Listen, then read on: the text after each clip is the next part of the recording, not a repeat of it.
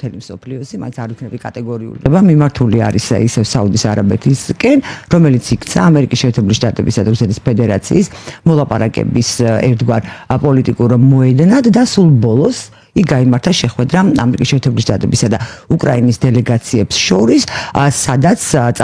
წარმოადგინეს უკრაინული, ალბათ შეიძლება ერთობლივიც იყოს ამერიკულ-უკრაინული, მაგრამ ჩვენ არ ვიცით, მაგრამ ქვია უკრაინული ვერსია ცეცხლის შეწყვეტის, თუმცა სამ ჯერჯერობით მხოლოდ მცირე ხნის განმავლობაში და დასავლურმა მედიამ ზარზე იმით აღნიშნა, რომ ახლა ბურთი არის რუსეთის მოედანზე, თუმცა გაირკვა, რომ რუსეთი თანახმა დროებით ცეცხლის შეწყვეტაზე, თუმცა ბუნებრივად თავისი პირობები წამოაყენა და აქვს თავისი დათქმები, რომელთგანაც მე მგონი უმთავრესი მაინც არის ის, რომ ამ ხნის განმავლობაში, რადგან ამერიკის შეერთებულმა შტატებმა უკვე თქვა, რომ მიაწოდებს სადაზვერვო ინფორმაციასაც უკრაინას და ასევე შეიარაღებასაც, რუსეთის პრეზიდენტმა თქვა, რომ ამ ცეცხლის შეწყვეტის პერიოდში არ უნდა გამოაცხადოს უკრაინა მობილიზაცია და არ უნდა მიეწოდოს მას იარაღი.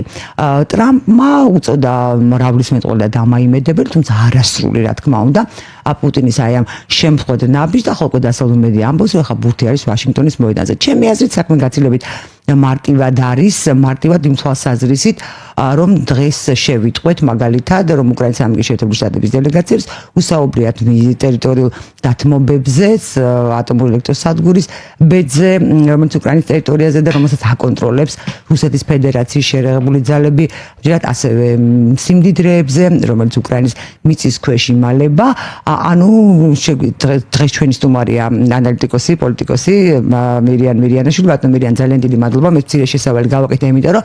დავსვა კითხვა. ანუ ეხლა რა სტადიისკენ მივდივართ ჩვენ ამ ეტაპზე? მოლაპარაკებები არანაკლებ რთული და ხანგრძლივია ხოლმე, ვიდრე საომარი მოქმედებები და შეიძლება ითქვას, ეხლა იწყება უკვე ესეთი აშკარა ვაჭრობა, აი ეხლა მიდის ხელების გადაგრეხვა თუ მიდის, იმიტომ რომ ყველა მხარე შეეცდება თავის სასარგებლოდ გამოიყენოს არსებული სიტუაცია და სხვადასხვა მოლაპარაკებას შეხვედრას უკრაინისა და ამერიკის შეერთებული შტატების დელეგაციის შემდეგ პუტინის პასუხს რაღაცნაირად დაემთხვა კურსკში რუსეთის ჯარების წარმატება და პუტინმა თქვა, რომ ისინი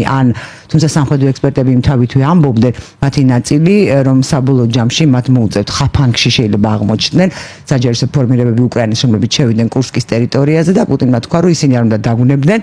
უნდა ვთქვათ ისინი დაიღუპებიანო, ესეც რაღაც უცნაურად დაემთხვა. როგორი პროცესისკენ მიდის ეს? უკვე დაიწყო ეს აშკარა ვაჭრობა, ეხლა პრინციპში პასტას ხო არ აიღებენ და ხო არ მონიშნავენ შენ ესმე და ეს იმას. მაგრამ ფაქტია, რომ საბოლოო ჯამში ყველა პოლიტიკური გარიგება ასე სრულდება ხოლმე, რაოდენ სამწუხაროს უნდა იყოს